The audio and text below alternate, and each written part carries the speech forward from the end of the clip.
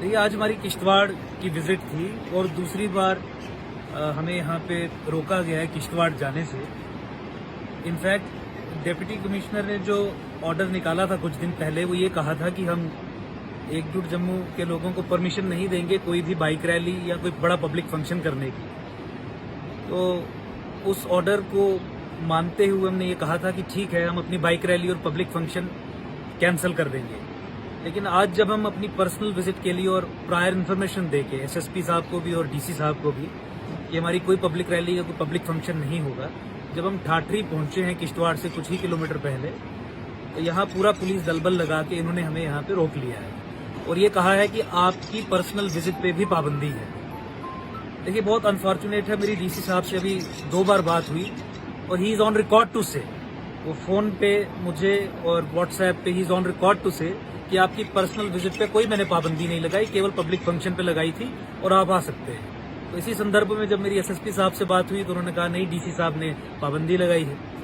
तो अब ये चूहे और बिल्ली का जो खेल खेला जा रहा है एडमिनिस्ट्रेशन के द्वारा, ये बहुत हास्यास्पद भी है और मुझे लगता है कि जो हमारा बुनियादी मौलिक अधिकार हैं जम्मू कश्मीर में, शायद वो इनडायरेक्ट तरीके से सस्पेंड कर दिए गए हैं। जब क्लियरली अथॉरिटीज कह रही हैं कि हमारी पर्सनल और प्राइवेट विजिट पे कोई पाबंदी नहीं है और हमने भी ये श्योर किया कि हम कोई पब्लिक फंक्शन या कोई रैली या कोई इस तरीके की कार्रवाई नहीं करेंगे, तो फिर एक अनरिटन तरीके से एक बड़े क्लैंडस्टिन तरीके से इस तरीके की चीजें करना, मुझे लगता है कि डेमोक्रेसी की हत्या करना भी है और इसके पीछे एक बहुत बड़ी साजिश, एक बहुत बड़ी कंस्पिरेसी की बू भी आती है। लास्ट टाइम भी डीडीसी इलेक्शंस के समय पे जिस समय प्रचार करने के लिए हमें रोका गया था, हमने कोऑपरेट किया था। अभी भी हमने कोऑपरेट किया अपनी पब्लिक रैली और फंक्शन को कैंसिल करके। लेकिन बहुत अनफॉर्चुनेट है कि अभी हमें यहाँ पे डॉक बंगले में रखा गया है और गुजारिशें हमसे ये की जा रही हैं कि आप चले जाइए वापस, आप किश्तवाड़ में ना आइए। मैं एडमिनिस्ट्रेशन से ये सवाल पूछना चाहता हूँ कि आपको अंकुर शर्मा एकजुट जम्मू संगठन, उससे क्या डर है? किश्तवाड़ में आके हम ऐसा क्या कहेंगे, क्या करेंगे, वो भी प्राइवेट कैपेसिटी में, जिससे आपको डर है? और अगर कोई डर भी है तो आप हमें स्पष्ट करिए, आप लिखित में बताइए कि इन कारणों से हम आपको नहीं आने दे रहे हैं। वैसी कोई बात तो कर नहीं रहे हैं। वहां पे लिखते हैं कि कोई पब्लिक रैली की परमिशन नहीं है, फोन पे कहते हैं कि आप आ सकते हैं, आपकी पर्सनल विजिट पे कोई पाबंदी नहीं है। हम उन्हें एश्योर करते हैं कि हम पब्लिक रैली नहीं करेंगे और उसके बाद फिर ये खेल। तो मुझे लगता है कि ये एक काला इतिहास ही एक तरीके से बनने जा रहा है जब से जम्मू कश्मीर में डेमोक्रेटिक सेटअप सस्पेंड हुआ है। और जिस तरीके से एडमिनिस्ट्रेशन काम कर रही है वो एक ऑटोक्रेटिक तरीका है और सेलेक्ट फ्यू लोगों को ही अलाउ करना, एक नैरेटिव को ही बिल्ड होने देना, ये मुझे लगता है कि अनड्यू इंटरफेरेंस है एडमिनिस्ट्रेशन और ब्यूरोक्रेसी के द्वारा, जिसकी हम कड़े शब्दों में भर्त्सना करते हैं, कंडेम करते हैं। एलजी मनोज सिन्हा जी से मेरा ये निवेदन है कि जहाँ डेमोक्रेसी की गाथाएं आप पढ़ते हैं, वहां पे किश्तवाड़ जिले में डेमोक्रेसी की जो हत्या की जा रही है उसका संज्ञान लें।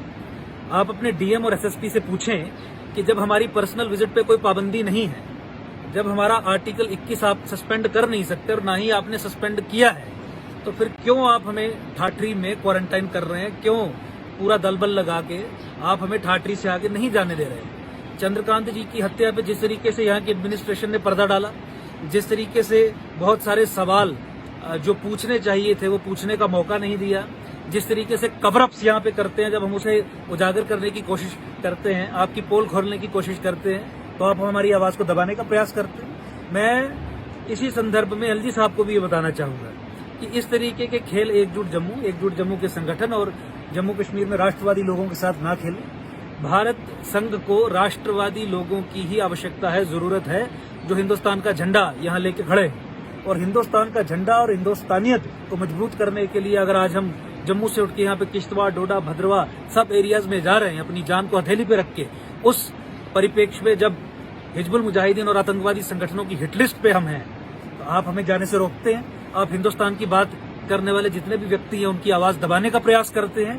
एलजी साहब को इस बात का संज्ञान लेना पड़ेगा और दूसरी बार हमें रोका, हम हर बार कोऑपरेट करें। मुझे लगता है कि किसी और तरीके से भी हमें सोचना पड़ेगा, क्योंकि महात्मा गांधी ने भी स्वयं कहा था कि when the law becomes lawless it is your fundamental duty to disobey it. आप हमें मजबूर मत करिए कि कानून का सम्मान करने वाले लोग, कानून के साथ चलने वाले लोग ऐसी परिस्थितियां फेस करें कि वो फिर कानून का उल्लंघन करने पे मजबूर हो जाए। और मेरा निवेदन अभी भी यही है कि डीसी साहब से भी इस माध्यम से मैं ये संदेश पहुंचाना चाहूंगा, बात नहीं कर रहे हैं, वो फोन नहीं उठा रहे हैं अभी हमारा, और एसएसपी साहब भी डीसी साहब से बात कर लें, जो एक दूसरे पे ब्लेम करने की कोशिश कर रहे हैं, अपनी रिस्पॉन्सिबिलिटी एब्डिकेट कर रहे हैं। एक दूसरे से बात करके घंटे 1.5 घंटे में हमें किश्तवाड़ जाने की परमिशन दें, क्योंकि हम तो यहाँ पे बैठे हैं और जिस तरीके से हमारे संगठन में ये विचार बना है कि डेमोक्रेसी की हत्या, ऑटोक्रेसी, ब्यूरोक्रेटिक ओवररीच को हम बिल्कुल टॉलरेट नहीं करेंगे as a matter of principle. हम यहाँ से हिलने वाले नहीं हैं। और मैं फिर निवेदन करता हूँ डीसी साहब से कि आप हमें मत मजबूर करिए कि different organs of the government की सहायता हमें लेनी पड़े और फिर अनड्यू कार्रवाई आप पे हो। पॉलिटिकल प्रेशर के तले ना दबिए, सियासी रोटियां ना सेकिए, सेलेक्टिव ना बनिए और आप आपस में बातचीत करके हमारा रास्ता यहां से क्लियर करिए। अन्यथा सिचुएशन जो है that can go out of hand.